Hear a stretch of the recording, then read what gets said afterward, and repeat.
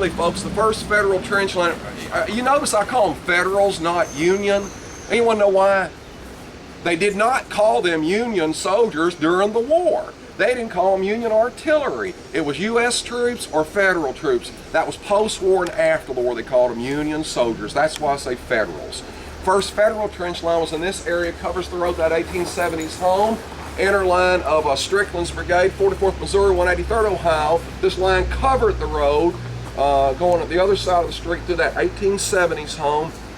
The other portions of inner line of Riley's Brigade, 16th, 12th Kentucky, 8th Tennessee, 175th Ohio Infantry, as it were the first Federal line. The main Federal line was 60 yards south. That's with 7 to 8 foot ditches on the Confederate side. The other portions of Strickland's Brigade, 50th Ohio, 72nd Illinois, and the line did not cover the road. The main line started at the other side of the road by the cotton gin, we'll point out later, with the other portions of Riley's Brigade, 104th Ohio, 100th Ohio, and I'll point out cannons and such. And then, as you probably have already noted, the advanced Federal line a half a mile south, 2/3 of Wagner's division, Conrad and Lane's brigades. The 3rd Brigade up dikes is behind the Carter House because he refused to obey orders 3 times. Refused to obey orders. Nonetheless, they're out in front. Why? As you probably know now, because everyone was virtually positive that Hood was going to flank attack. If there was a frontal assault, which no one imagined, the orders were to fall back into the 2 main lines well ahead of the attack. 2 reasons they held out. One, overconfidence. The second one apparently is one word, and that's alcohol. And I'm not stating this, not my words. It is the Corps Commander David Stanley from Ohio about the Division Commander Wagner. He said of Wagner that he was vain, gloriously drunk. And if you do not know exactly what that means false courage. Imagine that, huh? Then as well as now, some things never change, does it?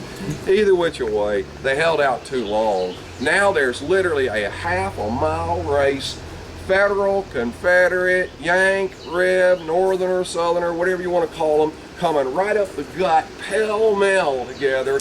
Imagine the Federals, they're holding their fire. Why? Because there's a mass of blue coming toward them on the run. Behind that, a triple mass of gray. And as the Confederate General Gordon later stated, 50 paces from the works, all hell exploded in our faces. Smoke so thick from lack of wind or breeze that you couldn't see 8 or 10 feet around you. It was a dream-like state.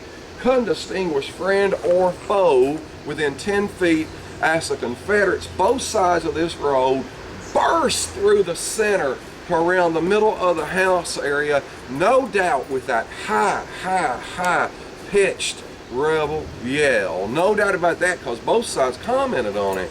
Adam Weaver, 104th Ohio by the cotton gin, writing his diary as this is opening up. 4 o'clock, the air is hazy. I can honestly hear bands playing, and their eerie, defiant, and jubilant rebel yell, "May God be with us," quote unquote. Any questions so far?